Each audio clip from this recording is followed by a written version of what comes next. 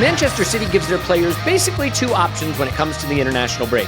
Pretend to be injured or injured Arsenal players. This is the ArsenalVision Post-Match Podcast. My name is Elliot, the Black Military Gunner. I think I said injured. I meant injure Arsenal players, right? So your option is you can pull a Haaland and just, ooh, my groin hurts. Or you can pull a Rodri and try to kill Martin Odegaard, which is what he did the other day. Interestingly, not a penalty for that either. Which, I mean, you got all kinds of things wrapped up in there. But yeah, it is an interesting international break. And by interesting, I mean nothing of note is happening other than Manchester City players are pulling out of playing and Arsenal players are being exposed to constant match action. Bukayo Saka did come off, I think, for the last 10 minutes of the first England game. We're recording before the Ukraine match when I am sure Bukayo and Zinchenko will accidentally run into each other, causing both of them to shatter their knees and have to retire from football at full time. But we don't have the news on that yet, so we can't report on that. Phil Foden has appendicitis. It is pretty funny because I had my appendix taken out. They do that surgery laparoscopically now. They don't do open surgery. I mean, I guess there are situations where they would do open surgery, but I'm assuming that he'll have it done laparoscopically. And reading some of the timeline suggested on the internet, like he could miss 4 to 6 weeks. Like, no, he's not going to miss 4 to 6 weeks unless something goes badly wrong, which of course we hope doesn't happen. But it would not surprise me if he's back very, very soon, but might miss the Liverpool game. And to the extent that could be a challenge for Manchester City, we'll take what we can get. So I think what we'll do is we'll do a quick roundup of any kind of news that's percolating over the international break. We'll talk a little bit about the run-in. We'll get to the derby because Arsenal women have followed Arsenal men in doing the double over Tottenham Hotspur, although doing it in quite a bit more style, you might say. So we'll get to that, along with a few other bits and pieces. Folarin Balogun wrapping himself in the American flag, and we'll talk about the implications for that as well. So here with me now is Tim. You can find him on Twitter at Stillmanator. Hello, Tim. Hello there. You should have added, actually, to that Odegaard Rodri. Not only did Odegaard not get the penalty, he was booked for protesting. So no way. I missed that. Yeah, he was. So I mean, it's like another day in the Premier League, just exactly. On international duty, basically. Just a little taste of what's to come for us, I think. Man, you know what? Like maybe that just gives him that extra 5% in the coming trip to the Etihad, though. And here as well is Paul. You can find him on Twitter. Pause my pants. Hello, pause. Clive has been given some time to think about what he's done. So we'll get back to him when he's had a good think about that. I do want to also point out that I was, Tim, I don't know if you heard me maybe over-gilding the lily in my praise for you covering women's football. I did, yes, on the mailbag, yes. Yep. Mm-hmm.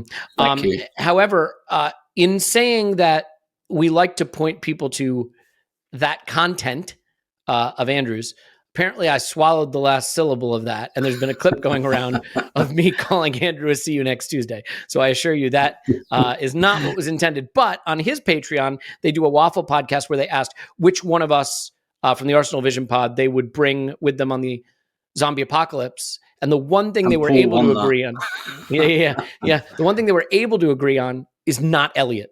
So, maybe the see you next Tuesday comment was well earned. Paul got a vote. Clive got a vote for tactics, which I thought was interesting that Clive could say, when the zombie guts this way, this is the run that you want to make. I don't know. I don't know if basically they all thought what we all think, that Paul would probably be handier with a rifle. Yeah. Then a microphone. You have my where's attention. The mute button on this rifle? He doesn't know how to turn off the mute button. He doesn't know how to turn on the safety. Those are two things you can say about Paul. Okay. Well, Tim, let's just start with this.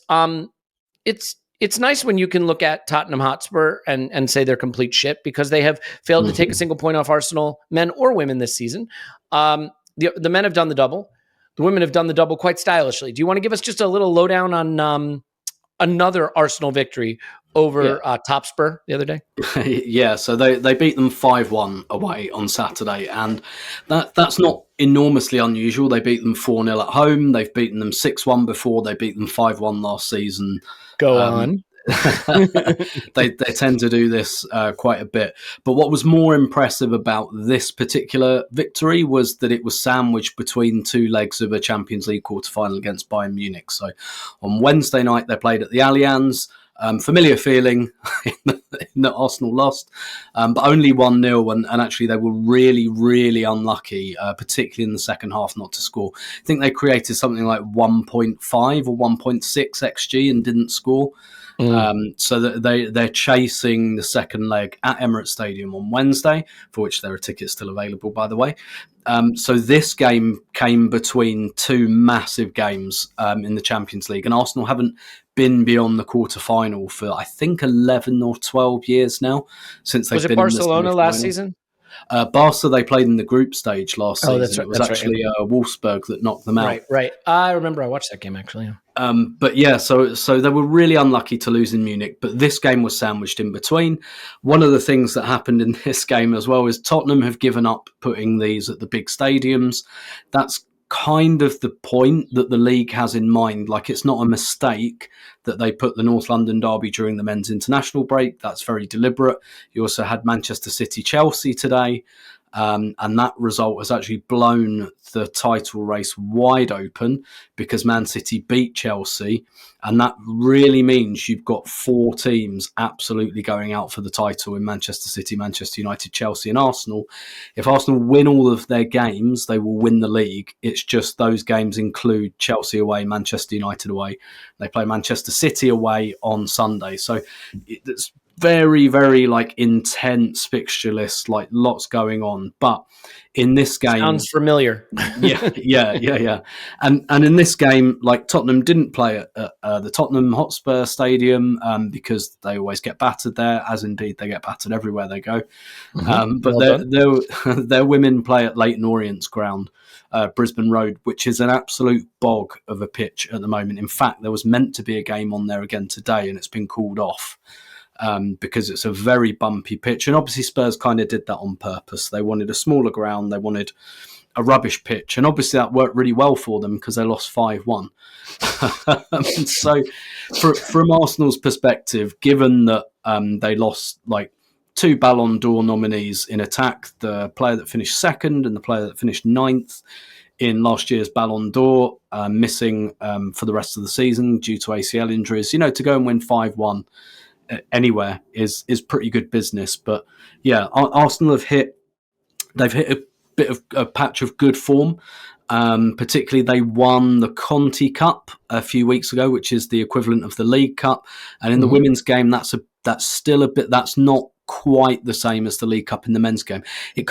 They have a group stage, and that is very much men's League Cup. No one plays their full teams. Actually, Arsenal and Chelsea don't have to do it because they're in the Champions League, so they get a bye into the knockout round. So it's but because there are three very big clubs who all want to win stuff, the League Cup is actually a bigger thing. And Arsenal won it earlier this month. They beat Chelsea in the final. Big psychological hurdle. They hadn't won a trophy in nearly 4 years. They kept losing to Chelsea in big games. So they broke a significant psychological hurdle, and they've looked really, really good ever since. And basically, it looks like they've kind of recovered from when they lost Beth Mead and Vivian Miedema. It wasn't just about the quality of player they lost. Those two players played pretty much every game for the last 5 years. So this team just didn't know how to play without them, just on a chemistry basis. So they've gotten over that now, I think he says, after they beat Spurs 5-1. But Tottenham are having a really miserable season, which I'm sure will really hurt and annoy everyone. They finished fifth last year, which is very much considered best of the rest territory. And then this year they've completely collapsed. They just sacked their manager because they lost 9 games in a row, got dragged into the relegation battle. Wow. Albeit only one team goes down. So unfortunately, the relegation battle is, and they beat the team at the bottom last week. So that's kind of done them all right. But they really got dragged down there, and they've really kind of, quite similar to the men in that they had this season last year where everyone thought, oh, this is a building block. This is something to build on. No, it wasn't. They've been terrible, and we gave them a good shoeing, 5-1. So, and because the game was won very convincingly, they got to take some players off with 20-30 minutes to go. and kind of rest them give them a little bit of rest ahead of Wednesday night. When they played Bayern Munich had a massive game on Saturday. They played Wolfsburg, and that's very much in kind of if you imagine Liverpool, Man City over the last few years, it's very like Bayern were 1 point behind Wolfsburg at the top, and they beat them, so they've now gone top, and they will probably win the league because the way the German league is, the league is basically decided by those games. So Bayern, on one hand, big high. They've won a massive game. They're top of the league. They're favourites to win. On the other hand, also like quite a big effort. I think they won it late.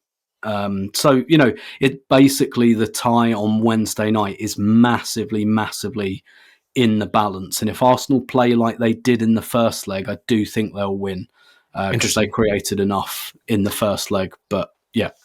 Yeah. And I guess, is it already known who they'll be playing in the next round? Yeah, so they'd play the winners of PSG versus Wolfsburg. Wolfsburg are probably going to go through.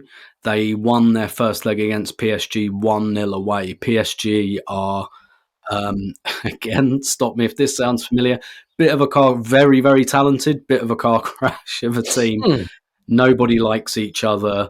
Like actual like police being involved in stuff that I can't really talk about because it's still subject to like legal process and all of that. And like, You're saying they're staying true to their USPs. Yeah, basically. So they've got loads and loads of good players, but lots of them really, really hate each other and are leaving and stuff like that. So I think Wolfsburg are going to go through in that one. So yeah, it's either going to be Wolfsburg v Bayern again, over 2 legs, or be a repeat of last year's quarterfinal, Arsenal v Wolfsburg, and I think you get a good idea of how far Arsenal have come because they've looked much better in the Champions League this year. They look like they're really learning how to play in the competition, and they're going through that process, and they've learned from mistakes from last year and everything like that. So that would be a really, really good kind of gauge, I think, because Wolfsburg, for people who don't know, I know Wolfsburg in the men's game aren't any great shakes. In the women's game, they're an absolute superpower.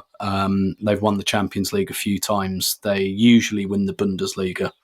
Yeah, and if I remember, because I do remember watching one of the legs of that tie last year, and what surprised me is I think it was the first half of the away leg maybe where Arsenal just looked outclassed, not up to the level required, and then came to grips with it a bit. But you could see that the game seemed a little beyond them actually, and I'm curious, is my recollection correct? And is that sort of what you're talking about when you're saying we're much better poised for this competition now? Yeah, exactly. And that's, look, Wolfsburg have loads of quality and have done for a very long time. But at the same time, they're just mega experienced in this competition. They usually get to the semi-final or the final. Unfortunately for them, Lyon have just been this kind of monolith. And essentially what happens nearly every year is Lyon knock Wolfsburg out. Like historically, Lyon have been best team in Europe, and Wolfsburg have been the second best. That's changing a little bit now. There are a lot more teams coming up to the mark.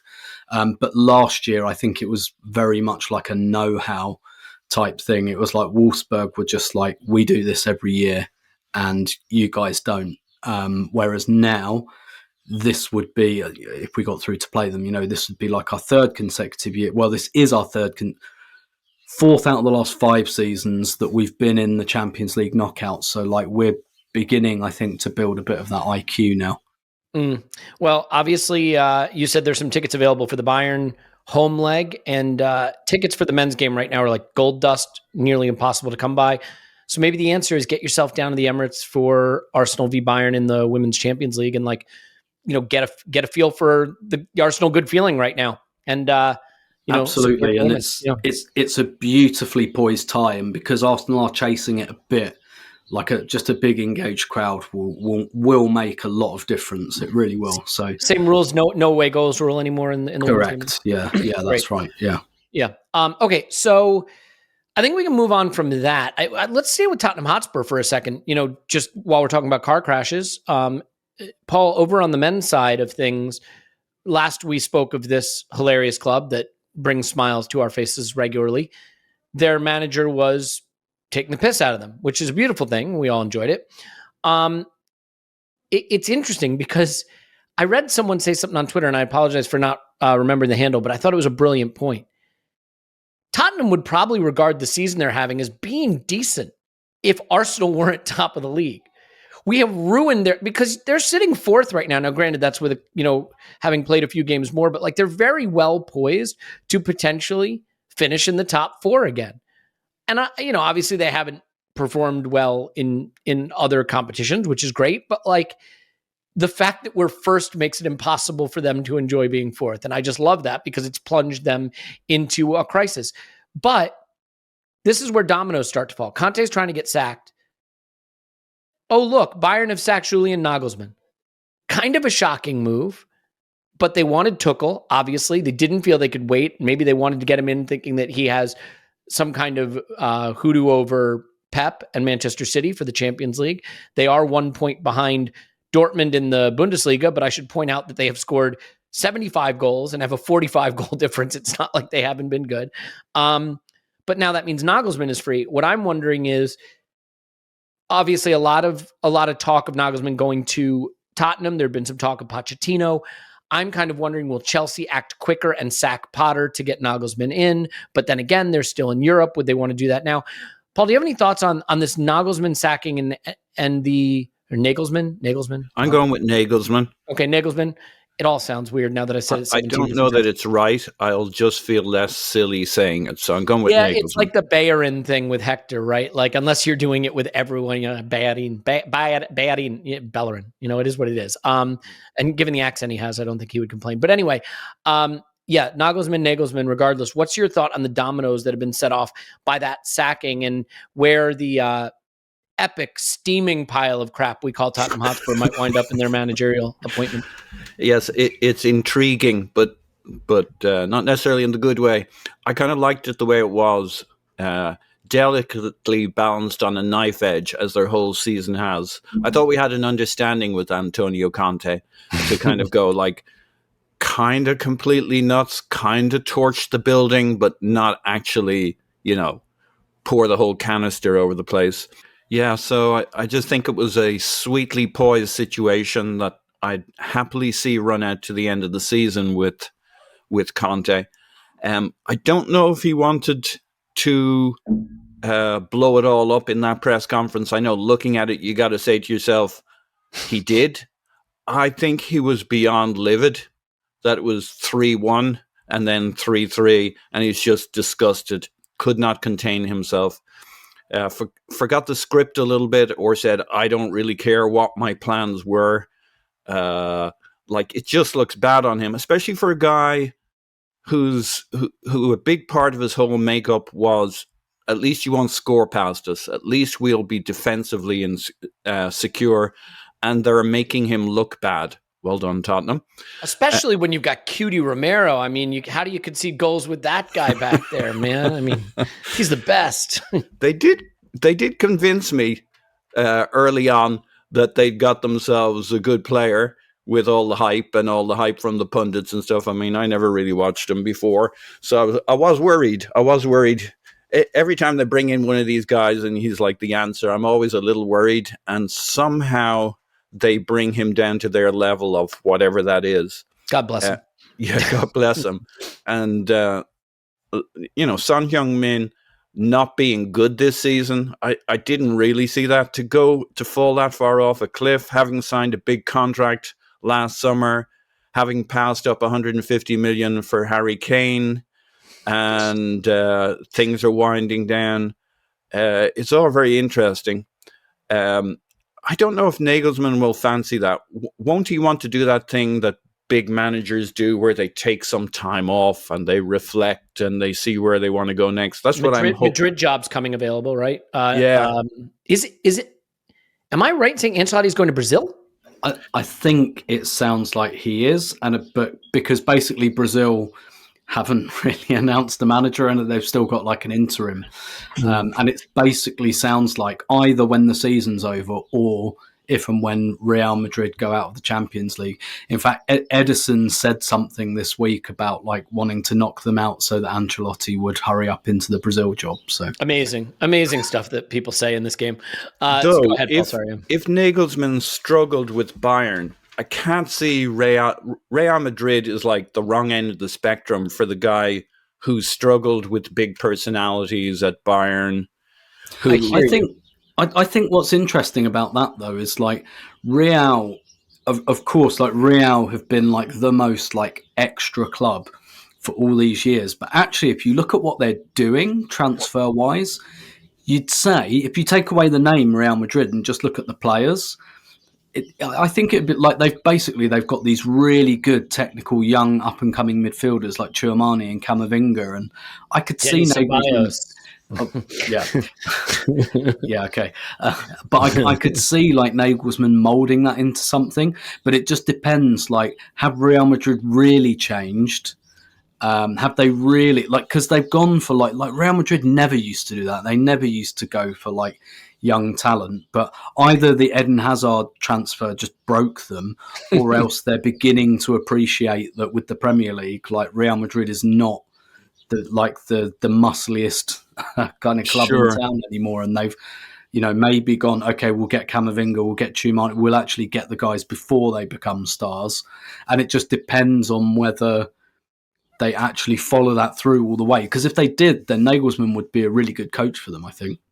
Yeah, I still struggle to see it though, Tim. I mean, if you struggle with Neuer and Muller, who are at the they're at the end of their career. I mean, Real Madrid have a couple of those too, but they speak Spanish. The number of things he would struggle with in terms of major players who are like protecting their legacy. Everything's great when you're winning at the start, but once things aren't looking good and players aren't seen in the best light, I just think, man, of all the teams on the planet, Real Madrid, after if the struggles as they've talked about at Bayern are for the reasons they say, and then he's very systemsy, very committed to his system, and Real Madrid are the most we'll just vibes this thing. I know, and I agree with your point if they're in this transitionary moment, but like that's a big. I think the culture at Real Madrid is such that a great fit for him would be a Tottenham Hotspur. Unfortunately, but I mean, there's a lot of buts with that. I can see reasons why it wouldn't be. What about Chelsea sacking Potter and hiring Nagelsmann and then Potter going to Spurs? I think Spurs would actually come out quite well if that happened. The thing, just I guess to like make it a little bit full circle, is remember that Ancelotti also fell foul of the Bayern dressing room, and they all said that he was too hands off. And that Bayern dressing room does sound a little bit Goldilocks. They do. Well, it's called Hollywood FC for a reason, right? Like the players have the ear of leadership, and like, I mean, all their winning might just low key conceal the fact that they're sort of a train wreck behind the scenes in a way that like a PSG is, or a Real Madrid was thought of as being. By the way, Real Madrid's won plenty while being thought of as that kind of place. So I don't know how it'll shake out. I think my instinct is that I'd rather he go to Madrid than Spurs. I don't think there's a lot of managerial talent out there that I really rate to turn around Tottenham Hotspur. But Nagelsmann's good enough that I would think they'd be in safe hands. I guess the alternative that they'd be looking at is Pochettino. And while he did make them about as, quote, successful, unquote, as they've been in recent years, I'm still a big believer that second times around don't tend to work. So if that's where they go, I'd be happy with it. Plus, he played suffer ball, and it doesn't particularly bother me if that's where he winds up. And I could see it blowing up faster. It reminds me a little bit of Jose going back to Chelsea type situation. So let's see where that lands. We don't need to put, all right, pause. Do we need to put more time into?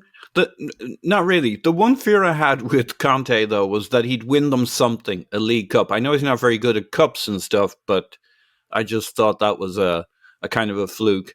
And there's just something about Tottenham that really genuinely is. It's not just the making fun of them. Jose coming in, he always wins something. Doesn't matter how dinky the trophy is. He always wins something. not even close there. Conte, not even close there. There is genuinely something intriguing about that club. Like, they're all Levy out and all this stuff. And I think Giant Gunner made this point on Twitter, and it's a really fair point. Like, they were a fight relegation type club. He came in and made them one of the, quote, big six. They made a Champions League final. They made a Champions League final, which thankfully Liverpool prevented the bad thing from happening. They built a stadium that, while, I think it's antiseptic and it's a really nice NFL stadium, so congrats to them on that. Like, let's say it's a stadium that is far nicer than what you'd expect a club of their cachet and level to have. Like, he's made them a pretty semi-regular fixture in Champions League, top 6 club with a really nice stadium. And like, they're mad that they haven't won anything, but frankly, like, they're punching way above their weight. Like, there is a possibility that if he goes and things don't turn around, like that there's a much worse world for them in the future. And I, for one, am going to just keep my fingers and toes crossed that that's where we wind up. So yeah, that's my hope there. Let's give a quick whip around on Arsenal stuff though here, especially international break stuff. Tim, any thoughts on the Rodri tackle on Odegaard? For those who missed it, basically Odegaard's in the box. Rodri comes through him really aggressively, high studs on the ankle. And I'll say this, Odegaard seemed fine. If the leg's planted, it's an ankle breaker. It's a really, really bad one. But his foot had just come off the ground, so it's more of an impact, push the leg kind of situation, and I think he'll be fine. But, I mean, I thought it was pretty nasty. I don't think players in the moment have the ability to be like, oh, there's Arsenal's captain and talisman, I'm going to take him out for our title run. I just don't. The way the challenge happened, I would be flabbergasted if he had the time to think it through. But do you have any thoughts beyond we dodged a bullet there on that particular challenge? Yeah, I agree with you. I think particularly in the penalty area, because it should have been a penalty. And like, not only was the penalty not given, but Odegaard was booked for protesting, which is amazing, utterly incredible. But yeah, I think definitely not. And it's like a last ditch tackle. If it was in the centre circle and he just booted him or something, like, yeah, then I think that's definitely targeting him. But like, this was a very poor attempt at a block, but I think he was just rushing out to block the ball, and it was kind of just happened to be Odegaard. But I think what's kind of interesting here is the way that Manchester City have, shall we say, treated this international break overall, and I think that fed some of the speculation, some of the innuendo when the clip of that tackle surfaced. You've got like Erling Haaland like having he should be out for 13 days, 4 hours, 15 minutes and 34 seconds with this injury. Sounds about right. Very precise groin. Yeah. And he's gone to Pep's hospital in Barcelona. But for those of you who watch this on YouTube, you'll have got the full benefit of that. I'm sure those of you just listening to it really understood what happened there. But he's gone to Pep's Magic Hospital. Got an oil change. Yeah. Where Phil Foden's appendix will probably be seen to, and he'll come out with a jetpack. Okay, now I don't want to go all conspiracy. There's definitely something. All right, so this is no bullshit, okay? So Phil Foden needs appendicitis. I believe that. And he might miss a game or two. And what do you know? Because it's a week into the international break, right? Yeah. It's not. Right. Yeah. So he might miss a game or two. But what do you know? The England lineup's just come out. And guess what, guys? James Maddison's come in for Jack Grealish. Grealish goes to the bench. Because, now that Foden's getting surgery, we can't have Manchester City. I mean, Bukayo Saka's obviously going to play. He's starting, right? Alexander Zinchenko's starting. You have to admit, Paul, the conspiracy theorist in you got Rodri taking out Odegaard, you got Haaland sitting out international break, you got Foden gets appendicitis, which I genuinely believe happened. But as that is announced, his Man City, the guy who probably, might start for him or is one of the guys that they need, he's not risked against Ukraine now. And Maddison, who's quite a good player in his own right, comes in for a start, which we have not. I mean, has Maddison started for Southgate in any game that mattered? This is probably his first start in a competitive fixture, and it just so happens to be at the expense of Grealish, who gets the day off on the same day when it's announced that Foden isn't available. It's hard not to start putting two and two together and getting 222. And Meanwhile, all the Arsenal players are out on international break and they're all playing except William Saliba, who, had to miss a game for Arsenal to get that break. So are you inclined to indulge these kind of conspiracy thoughts? Because I'm not inclined when it comes to referees, but I'm more than inclined when it comes to Manchester City sliding huge brown envelopes filled with cash under hotel room doors. I'm very ready for that. Well, I mean, it's definitely a thing. It was very clearly a thing back in the day with Ferguson. Well covered, well reported. Like, managers do this stuff. City have 14 or 16 games to go in their season. They're looking at us with 10, and Pep's working out how he keeps his players fresh. I think more for the Champions League than for the league, but also for the league. Here's a bit of those conspiracy theories that I would go all in on. There's no way Rodri doesn't come into this game thinking he's going to get a chance late on in the game where he may get Odegaard on his own. And I don't think he needs to think about it. Like, he knows who the enemy is. You look at the Norwegian team, and the only player he sees on that team is Odegaard all game in his area. The beautiful thing about the penalty area is it's the one area where you can arrive late, and if you arrive late enough and the guy gets his shot off, for some weird reason, not only is it not a penalty, for obvious reasons, it can't be a foul either.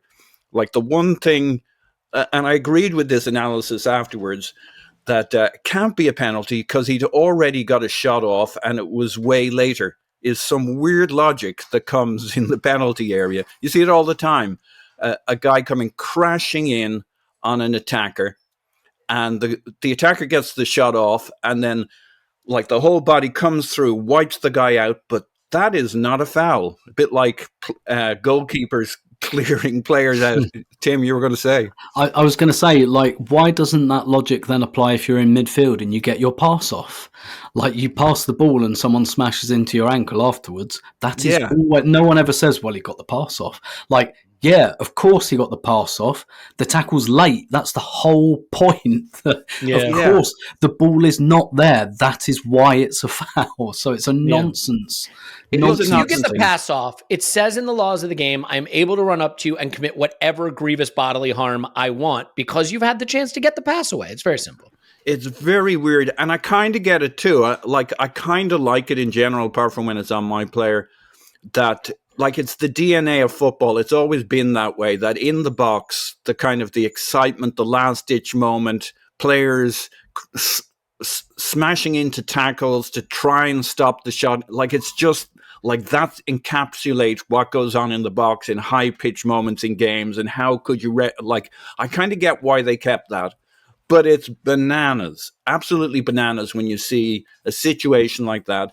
And like, I got that quite a few people on the Twitters were saying, but like, he's already got the shot off and it's after. I get that logic. Like, I feel that's how football works, but it's absolute nuts. And I think there's no way Rodri doesn't know what he's doing. And there's only one player in that team that he cares about. And it's the player who's in his area, in his zone. Oh, they're 3-0 up. What the fuck's he doing it for anyway? He didn't want to. If he didn't want a red card, what's he doing it for? He's only doing it for. He's got a. He's not. It's not like a last ditch thing in his mind. In that they've got this. The game's under control. He's not in some kind of weird red mist. Like, for me anyway. Like, it's a really good point. He plays at the top level. He's got a calm mind. This is not the biggest game in his life. It's under complete control. He's like, oh yeah, I feel this one. I won't get there in time. Perfect. And I mean, he goes in with a lot of force. Like it's not. It's vicious. I mean, it's vicious. Well, why don't we move off that? Tim, you have a final thought? I was just going to say, actually, like, I don't know whether I should or want to do this. You promised me you weren't going to lean in, by the way. That was our pre-pod promise. Yes. So, to bring some balance to this, to be fair, because I think what we could have been... yeah, exactly. Who wants to be fair? But because I feel like what maybe we would have been building to is that Arsenal have to manage these international breaks better. We have to start getting our elbows in and stuff to bring some balance to it. If you're a Man City fan looking at us, you'd say that Arsenal have 3 Brazilian players and none of them were called up now. And we happen to have the former technical coordinator of the Brazilian national team. Now, I debunk that on a Gabriel Jesus was never going to get called up because of his fitness. Gabriel Magalhães, for some reason, Brazil just don't want to select him for reasons I really don't understand, not least because they don't have any left-footed centre-backs. It's very weird. And like the Martinelli one, that's nonsense that they're calling up Anthony and not Martinelli. But I also debunk that by the fact that Chite is not there anymore. If Chite was there, Edu's best mate, like for example, when they weren't called up in, I think, the September internationals, where like Gabriel Jesus wasn't called up and Martinelli wasn't called up and Chite had been at the Emirates the week before, 100% I believe that Edu was on the WhatsApp with Chite before that. This time I think less so. I think the other one maybe you'd look at to bring balance to this is that Arsenal were able to send one of their physios with Thomas Partey to Ghana, which, is obviously he didn't go there unsolicited. That was obviously agreed with Ghana. And you can just imagine. I thought the heavy coat, Tim. I don't know if you saw any of the video of our physio walking around with the heavy coat and the shotgun. Omar whistling that tune. Or like Thomas Partey was 5 feet taller and in a very, very long jacket with very different legs all of a sudden. If we're going to talk about jackets, by the way, have you seen the Pope's that's upper jacket? yeah. But obviously that's quite an unusual situation. I think you don't usually see that a club is allowed to bring their own physio on international duty, and you can imagine what he must be doing. Did you ever do that thing when you, maybe not even when you were younger, but when you were trying to get out of a bill and you just pluck your own hair and put it in the soup and say, there's a hair in my soup, I want money off that. That's probably what the Arsenal physio is doing. He's probably oh, look at that scratch on his knee. That wasn't here when we left. And it's but you just jabbed a pencil into his leg. No, I didn't. And you can't prove it. So if I were a City fan, which thankfully I'm not looking at this, I'd say, you guys have been able to get your physio a free holiday to Ghana, which fair enough, man. And we'll turn up at the Leeds game with Visit Ghana on our sleeves instead of Rwanda, probably. I'll say this. This international break has reminded me why I am shedding no tears about being out of Europa League, because every minute Bukayo Saka plays, I'm freaking out. Every minute, every tackle that goes in on Odegaard, I'm freaking out. And Man City, they not only have to do this in the league, they're going to have to do it in the Champions League, they're going to have to do it in the FA Cup, and we have just those 10 games left, pardon me. So it is, you can see a path to us being in a better position. And to be fair to Manchester City, one of the reasons they are probably trying to get their players, as you alluded to, Tim, out of any international competition they can, is they have so many more games coming in the run-in. So we'll see what happens. I want to shift gears. We got a little Emil Smith-Rowe stuff to talk about, a little run-in stuff to talk about. But of course, we have to talk about Athletic Greens AG1. I didn't have a transition there. I will tell you this. So I am suffering right now with a condition today that you don't want to know about. But suffice it to say, when I'm not in front of this microphone, I am seated in a small room of the house that has a sink. On the shitter. Yeah, all right, there it is. I'm suffering pretty bad, you guys. Pretty bad. And the reason I bring that up is because I have had some gut health concerns, and I turned to AG1 as it relates to that, because I had heard from a friend of mine that it had been helpful for that for him. It's really, really made a difference for me. Made a difference for me with that, for energy. I was drinking way too much coffee. I still drink it, but I've been able to cut back. AG1 is 75 high-quality vitamins, minerals, whole food source, superfoods, adaptogens, probiotics. I mean, it's all those things. And I had a shelf full of gummies, and you look on the back, and sugar's the first or second ingredient in most of them. Think how much money and time we waste on those gummies, not doing anything.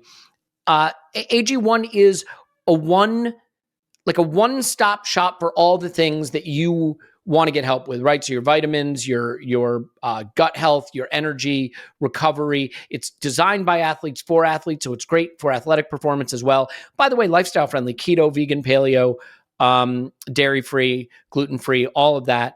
And it's less than the cup of expensive coffee a day. So go for this. I think it's something you'll really like. I'll just speak for me. I've found the benefits of it to be good. And I think you will as well. If a comprehensive solution is what you need from your supplement routine, then Athletic Greens is giving you a free 1-year supply of vitamin D and 5 free travel packs with your first purchase. Go to athleticgreens.com/vision. That's athleticgreens.com/vision. Check it out. And your body is healthy. Your mind is part of your body. Get your mind healthy. This show is sponsored by BetterHelp. BetterHelp is therapy. It's not online therapy. It's therapy. It's just therapy that's easier to access, that's more flexible and convenient. BetterHelp is a way to get yourself using therapy as a solution to a healthier, happier life. Because not taking care of your mind doesn't make any sense. It is the thing that is most determinative of outcomes in life in terms of your happiness, your success, your thriving, the happiness of those around you. And the thing that I've learned as I've gotten older is your partner, your spouse, your friends, your family, like they're there for you. They should be there for you. Hopefully you have that. Not everybody has that, but they're not professionals at helping you work on things you want to improve. And that's where therapy comes in. So you're going to be able to find a therapist that fits the needs you have. You're going to be able to get the right connection with a therapist. You can go camera on or off, whatever's most comfortable for you. Discover your potential with BetterHelp. Visit BetterHelp.com/vision today to get 10% off your first month. That's BetterHelp, HELP.com/vision. Last but not least, Shady Rays, real simple. 50% off on 2+ pairs of polarized sunglasses with the code ArsenalVision at ShadyRays.com. Shady Rays are great sunglasses. They have all the styles you like. They're really high quality. They're polarized lenses. They also have custom snow goggles, like for ski goggles, if you want to use those. The thing that I love about this is the whole ball of wax for me. Think about the last time you bought sunglasses. Odds are you did it because you lost or broke a pair. They are saying to us that they will do a lost or broken replacement guarantee. So if you lose or break your Shady Rays, they will send you another pair. They've donated over 20 million meals to fight hunger, which is incredible. Love that, right? Our fundraiser's getting ready to start. We love philanthropy. And there's a free 30-day trial. So if you don't like them, you just send them back. I mean, it doesn't get any easier than that. It's basically 2 for 1. 50% off 2+ pairs with code ArsenalVision. Lost or broken replacement guarantee. I mean, just go ahead and do it. Check them out. ShadyRays.com. Use code ArsenalVision for 50% off 2+ pairs of polarized sunglasses. Try for yourself the shades rated 5 stars by over 200,000 people.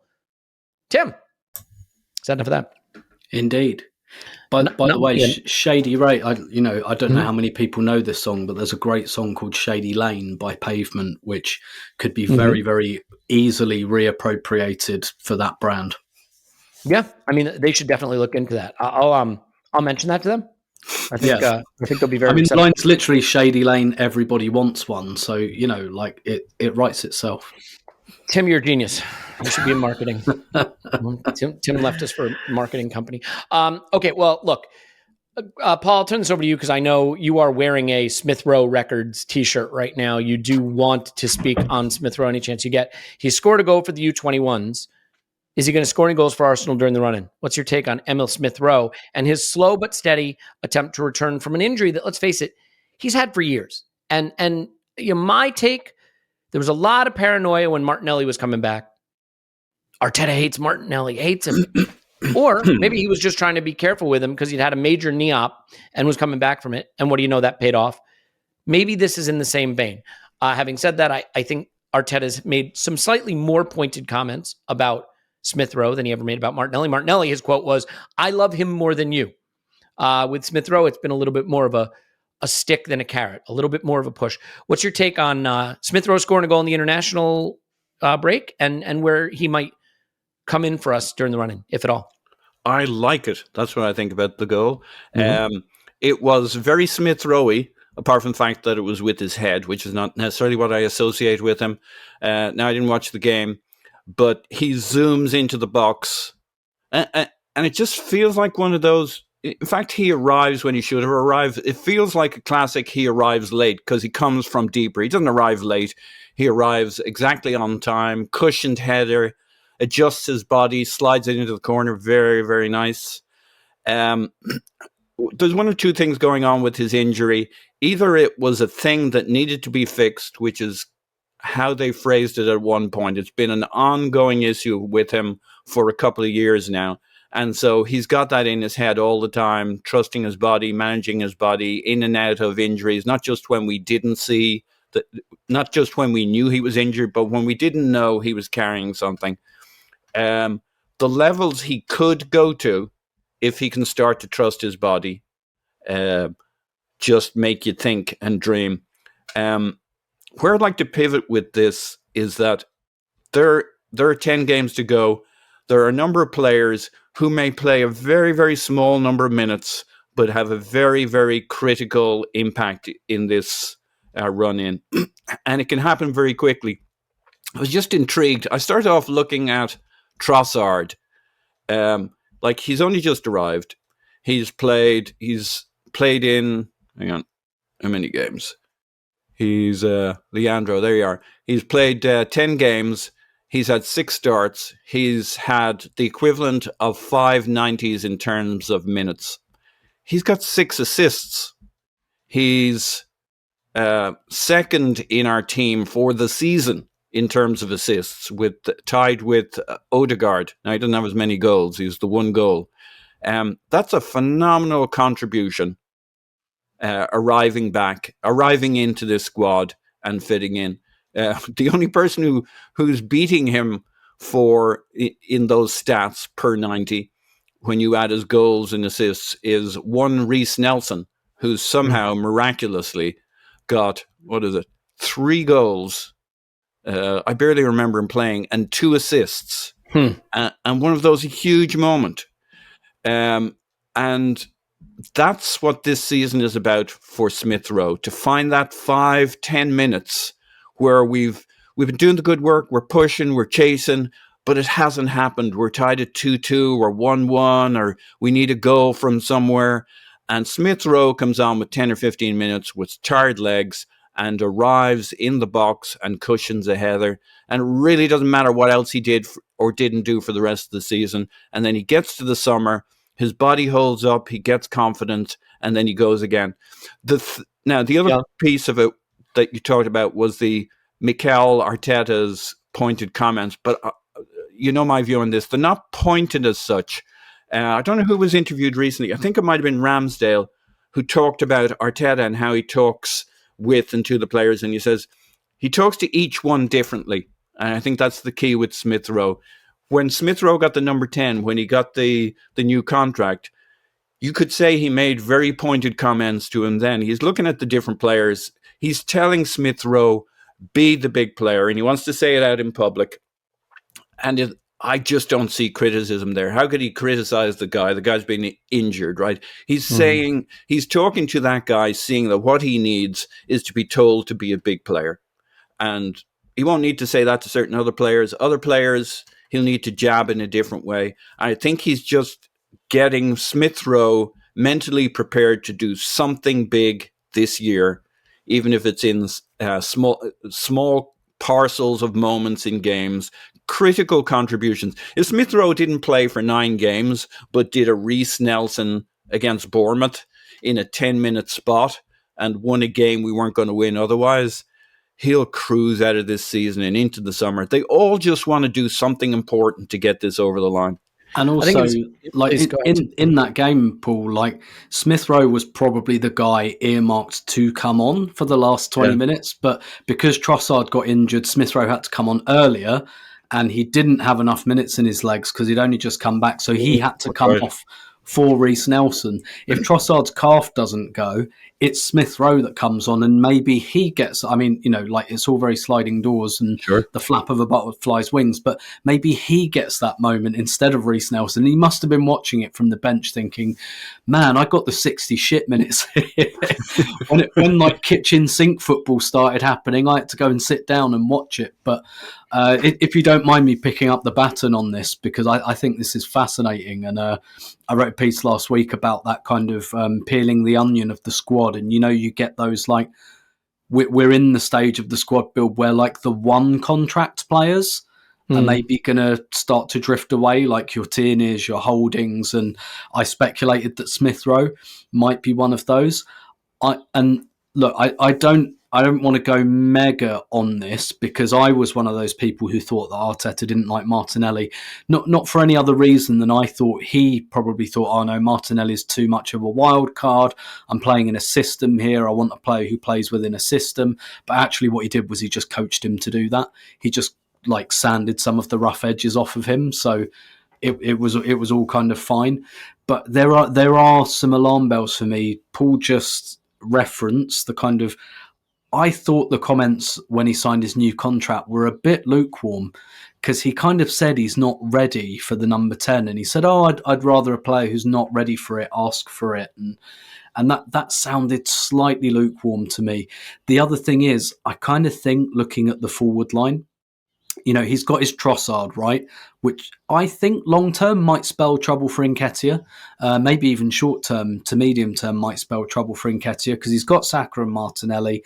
He's got Jesus. He's got Trossard, who's like the Jota, who can fill it, who can plug in and play anywhere. The players he's really gone for in terms of another wide forward, and he pivoted to Trossard. And like I say, I'm not sure Trossard is going to be like the wide player. I think he might be the more false 90 type guy. Clearly, I think what he wants is a one-on-one beast because he's gone for Rafinha and he's gone for Mudryk. And what do those two players have in common? They're the kind of, I will kill you if I get one-on-one with you, if you give me green grass to run into. I think that's where he wants to go in the next wide forward, and I don't think that's who Smith Rowe is. I do think the information, I can't remember whether it came from James Benge potentially, but around Smith Rowe, maybe training as the left 8. For me, that's the role he has to try and nail. That's the one that's coming up. I don't really think if he's going to be a wide forward, and I like him as a wide forward. He was a wide forward in the youth teams. I'm personally very, very high on Smith Rowe as long as he can stay fit, which I think this surgery will sort that out. I really do, particularly at this stage of his career. But I'm just not sure that's what Arteta wants in the wide forward area. I think he wants a killer rather than a glue player. So for me, and if I'm Smith Rowe, I'm looking at the fact that in the last 2 transfer windows, we bought Fabio Vieira and Leandro Trossard. And, look, I'll just pinch the line I wrote in my blog last week, which is like, I'd look at that the same way your cat looks at the cage when you bring it down from the loft and kind of go, are we going somewhere? I think he has to try and nail that left 8 role. And if I were him, that's kind of what I'd be thinking of. I'd be thinking, okay, the writing's on the wall a little bit here, in some of those other wide forward positions. But for the end of the season, it's there. It's definitely there. He's not going to start ahead of Saka and Martinelli. That's fine as long as they are fit. He will not need to. For him, it's about coming on from the bench. And like you say, even if it is that moment, I agree with Paul on that. It doesn't have to be like Smith Rowe's like a good glue continuity player. We kind of don't need that from him. And actually what he was good at last season was coming on from the bench and scoring goals. And that's the thing for the next 8 weeks. That's what we really want. And again, agree with Paul. If we get the Reece Nelson moment is a bit supernova, but if we get an 80th minute winner out of him because he came off the bench, for me, that makes his entire season at this point, because that 3 points, that 2 points that goal gives us could be one of the many pieces that gives us the title. And it's about getting through this next 8 weeks and just looking for that big contribution. Yeah, I'll come back to you on this, Paul, but I want to throw my really dumb contributions into this discussion, ruin the discussion as much as possible, and then let you recover it. First of all, I would be surprised if Smith Rowe plays more than 30 minutes the rest of the season combined. That would surprise me. There's a bet I'll take. Yeah. I think it'll be under 30. And I'll tell you, part of it is the Nelson thing.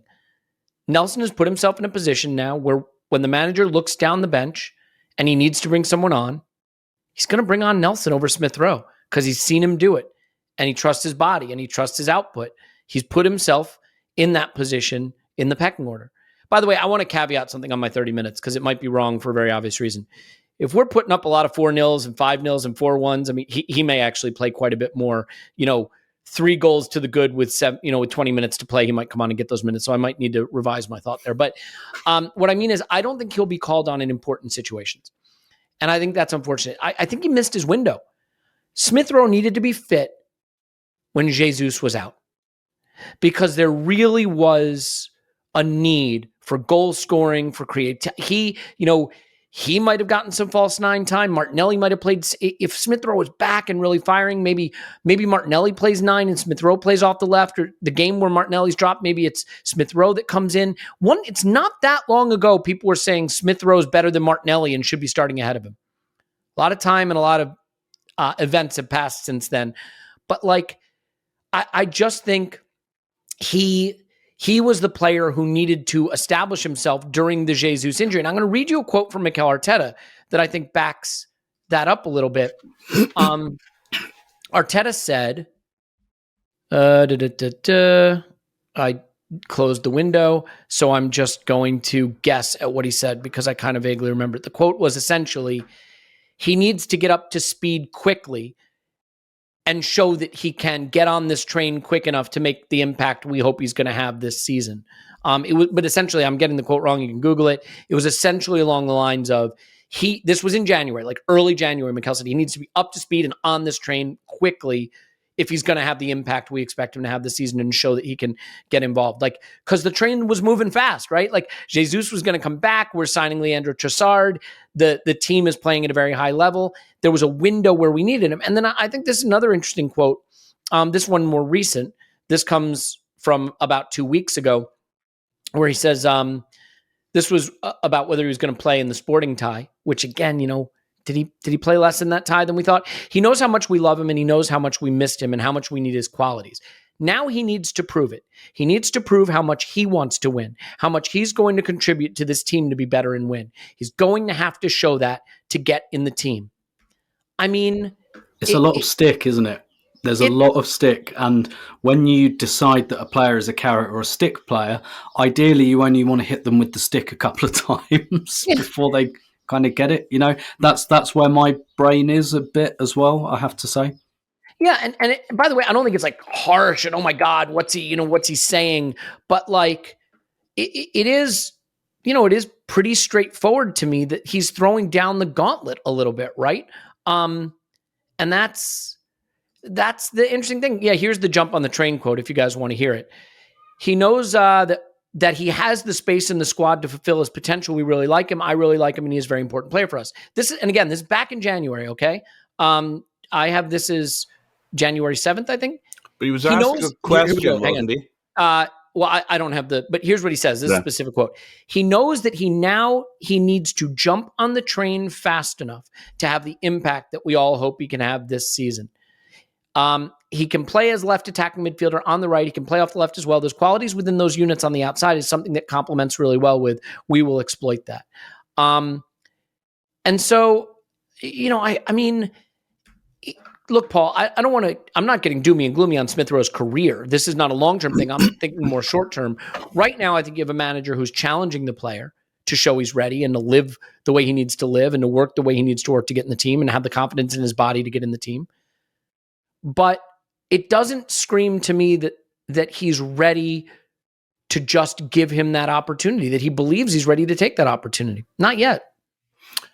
So if I remember the context, he was asked a question about whether Smith Rowe can have a big impact, and Smith Rowe was just back, not injured. And he, if you take the first line, it's kind of reasonable, and the rest of it's really good. He's saying, we need him to get him going, can have a big impact, blah, blah. It is a little bit tone dependent.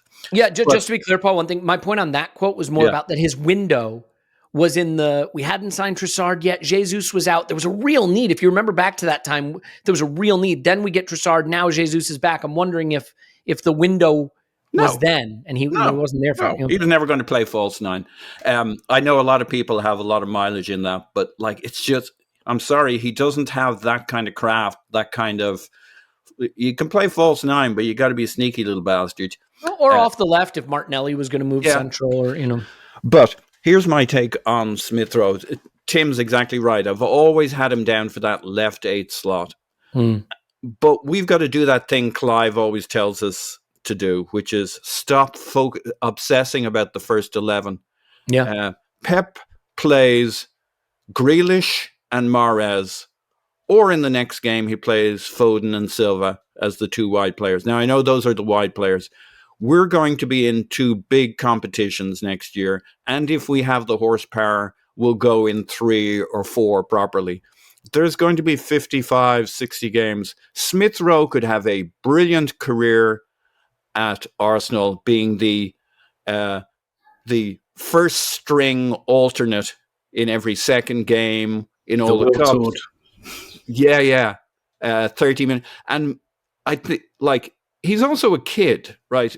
We get used to these guys. Our young guys have done so brilliantly for us. Martinelli, Saka, Smith Rowe, etc., that we forget how some of them are really kids. Now, Smith Rowe's serious about his career and focused, but like, to me, he's the most kiddish of all of them. I mean, you see Martinelli with Fabio Vieira, and it looks like 2 kids on a school trip as they hang around together. But he's super intense. And Saka, just an old pro from the time he was 18 or 19. But also you see the side of him as a kid. I think, Smith Rowe was talking about having to give up sweets and toffees and stuff and having to eat vegetables. Like, he's a kid. And I think he psychologically may be a guy who at the moment is still coming into the idea that he's really a Premier League player and a serious honcho. And he might need another year or 2 before he's demanding to start every game and all that kind of stuff.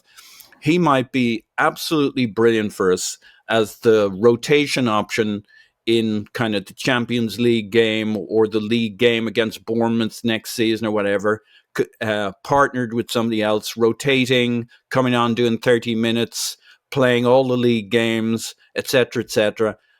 And he'll be perfectly happy potentially playing big, having lots of starts in the Premier League, in the Champions League, in the Cups, lots of minutes, lots of big contributions as he becomes within himself a true man in the Premier League. And I think he's still a boy in the Premier League. But he'll still have big moments potentially for us this season. I think it's all good. Smith Rowe will be with us for quite a few years, I think. As long as his body holds up, I think in a year or 2, it'll be when he's psychologically where a Saka or a Martinelli is now, where they expect to be starting and they're ready to be starting. Smith Rowe would like to be starting. It's not quite the same thing. Yeah. I mean, just to be clear, right? Like, I don't think Smith Rowe's goose is cooked by any means, but I don't see him having a major impact this run-in, and that leaves us in the summer with a manager who hasn't really had a chance to see him prove it, who's trying to build a team that can now not just compete to win the Premier League, but compete to win the Champions League, which is genuinely the next stage of the process. And like, you have to decide if Emil Smith Rowe is a big part of that equation, a big piece of that puzzle. And it's a big roll of the dice on someone who you likely will not have seen play much in 2 seasons straight, whose body has let him down in the past, who hopefully is fit now. All of us want to see Emil Smith Rowe succeed at Arsenal and be an Arsenal player long-term.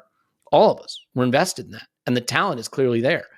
I think it's going to be hard for Mikel to commit to that as part of the project, given what he's seen so far. Doesn't mean it can't happen. And you need a big squad for where we're headed. So we'll see. We'll see where that goes. But I mean, if you start believing that we're looking at Rice, or we're looking at Caicedo, the places we're looking this summer are 6 and 8. That's what we're linked with. And Trossard's going to play on the left, and Martinelli's going to play off the left, and Folarin Balogun's going to come back, and he's going to say, "Where's my position? Am I a backup striker? Am I off the left?" That's another thing, Tim. Like, Balogun, he's doing the tour of the United States of America these days and getting ready to be America's number 9, I guess, which would be an interesting development. But on the back of what he's done in France, he has every right to expect to come back to Arsenal and be in the plan. Mm-hmm. Now, I'm not saying he will be. Maybe he gets sold. Maybe Eddie gets sold. Who the heck knows what happens? But Balogun's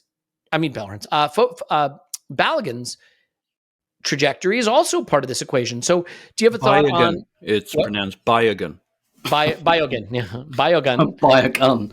He's really bidding for a place in the US squad, isn't he? Good cultural. Folarin Balogun.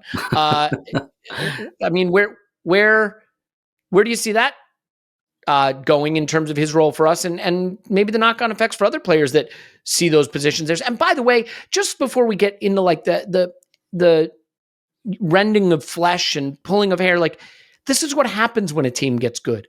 Places get harder to come by. The level goes up. Very good players can't get in because there are better players ahead of them, right? Like there's nothing wrong with that. If anything, there's something very right about that. I mean, you want the kind of situation that Man City have or Liverpool have had where really good players are sitting on the bench because other really good players have earned the spot ahead of them. So I'm not saying this is a headache. Sell them to teams who then become their title rival. Yeah. Then they sell Zinchenko and Gabriel Jesus, and that team wins title. Perfect. Let's not do that part. But so I mean, where do you see this influencing the blueprint? Yeah, I think this is really, really interesting. And again, like another reason that like Nketiah signed a contract last summer and like he must be feeling uncomfortable at the moment because like Trossard's come in, done such a good job. Balogun's doing such a good job in France. Like that's a very, like, oh wow, like I signed the contract, but I haven't arrived, I think that's really interesting. I'm kind of with, I know Paul said this a couple of times. I think like a Premier League loan might be the next kind of spot for Balogun, unless he gets to that. And look, he's much earlier in his career, but this, like the Nketiah Balogun thing, reminds me a bit of Leno Martinez. But like Martinez had arrived at a point in his career where he was like, no, I want to play. I just want to go and be the number one somewhere, which is a completely understandable decision given the years that preceded it. Look, the guys won the World Cup, so how can you argue with that anyway? And Arsenal had that juggling decision of which one of these do we keep? And actually, they really could have gone either way. I don't think I said it at the time and I say it again. I think they're like good upper mid-table goalkeepers, both of them. To be honest, so I wasn't really that fussed, but we went with what we knew in Leno, and so it'll only be if Balogun comes back and says like, back me or sack me kind of thing, play me or sell me. Otherwise, I think like a loan to a Premier League club would be a really good idea, and I think there'd be no shortage of suitors as well for that. He's played in the Championship at Middlesbrough. Gone and done it in France as well. So, and particularly on loan, I think for a club who perhaps couldn't be 100% convinced that they might survive, like a loan option might really suit them. Someone like Crystal Palace, who basically haven't had a striker, I think, since Ian Wright left, basically like 30 odd years ago, they've not had a striker. So, that might be an attractive option for them. So I kind of think that's the way it will probably shake out, unless he comes back and says, no, I either want to be in or out. But, and I'm sure we'll get into this, but it looks like he's going to pick the US as his national team. I mean, I did, like, for a bit of work, I did a bit of research on some of the teams coming into the World Cup, and if he chooses to play for the US, I don't think there's a lot of competition for that number 9 spot. So I think he could sit on the bench at Arsenal and play that. But, he might look at it. He might look at it as a confluence of events and be like, look, I'm making a choice internationally. I'm going to go and be the number 9 that the US have wanted for years and years and years. And like, this is it. Like, I feel like my career's come to this point where I want something solid now. He might make that decision, but I really hope that we can send him to a Premier League club on loan for a year, and then this time next year come to that decision, see a bit more of Eddie, see if he can evolve, see if he can come towards the team, see if he's still, maybe he just comes in and scores important goals every now and then, which would kind of be fine as well. I feel like in a year would be in a better place to make the decision, and I don't think, like, if Balogun went to a Premier League club on loan and killed it, he'd have lots of value. Nketiah, I think, even if he did nothing next season, would have plenty of value still in the market. So I don't think we'd be under pressure. I certainly don't think we're under pressure at the moment unless it comes from one of those players. So I hope that it's a Premier League loan. But yeah, look, if he becomes USA's number 9 and he bangs in the goals for them, commercially that could be dynamite for Arsenal. But you guys would probably know more about that than me. Maybe KSE are in his ear right now. All I can think is if he becomes important for Arsenal, God forbid we have to watch him fly all the way to, Costa Rica to play a CONCACAF qualifying game on a rough pitch. The CONCACAF qualifying is not exactly the elite level of football, let me tell you. So I think we can just about leave there. Paul, I'll give you a final thought, but I just want to congratulate both of you.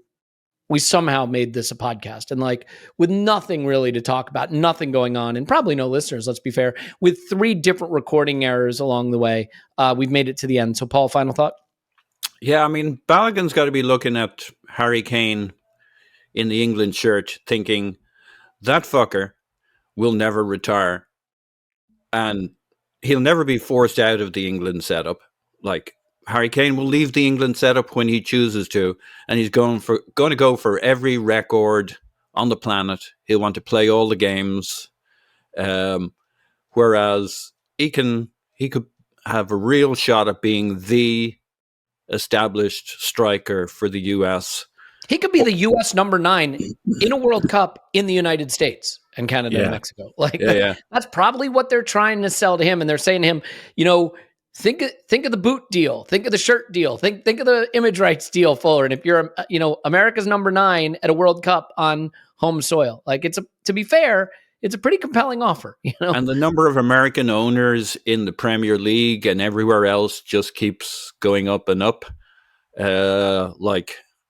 Or you can watch Harry Kane dragging his corpse around the pitch into his 34th and 35th year, breaking incredible records as never before. Yeah, that's it. Yeah, that's it. Okay. I think we'll leave it there. I have a heck of a surgery job to do, not on Phil Foden's appendix, but on the audio from this. Bring your audio to Pep's hospital in Barcelona. They do all sorts. It's not just surgeries. It will sound like a Jackson 5 album by the time they're done with it. You know what? We may be onto something. We'll leave it there. Yeah. We've got a lot of fun Patreon content coming this week, including I think we're going to do an Academy and Loney update. So Folarin Balogun might get mentioned again, among others.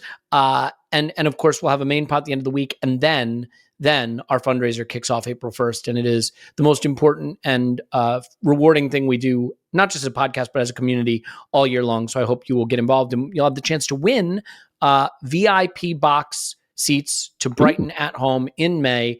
Not just that, but with the podcasters, and not just that, but to be a part of the live broadcast of The Breakdown, the show that Arsenal puts together on match days. So that'll be fun. Keep an eye out for that. That's one way to get a ticket. Yeah, no kidding. Just win it by donating some money to a good cause. Paul's on Twitter at Pause My Pants. Thanks, Paul. Woohoo! Tim's on Twitter at Stillmanator. Thanks, Tim. My pleasure as always. Tottenham get battered everywhere they go. My name is Yankee Gunner. You can find me on Twitter at Elliot Smith. Strike that, reverse it. My name is Elliot Smith. You can block me on Twitter, Yankee Gunner. We love you, and we will talk to you after Arsenal 10.